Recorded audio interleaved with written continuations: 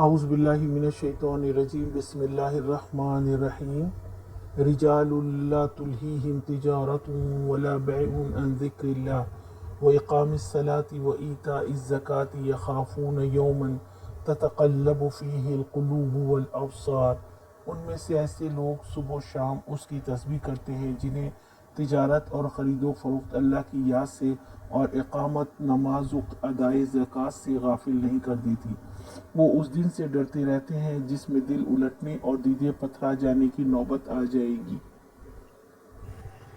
مسجد کی آبادی وہاں پر ذکر و عبادت مردوں پر فرض ہے، اور یہ مرد مومن ایسے ہوتے ہیں کہ ان کو ان کے کاروبار، خرید و فروخت اللہ کی یاد سے غافل نہیں کرتے۔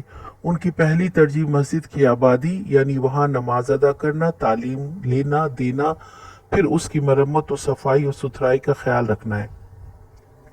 مومن کی شان ہے کہ وہ اپنی نمازوں کی حفاظت کرتا ہے، اس کا کام اسے اس کی عبادت سے غافل نہیں کرتا۔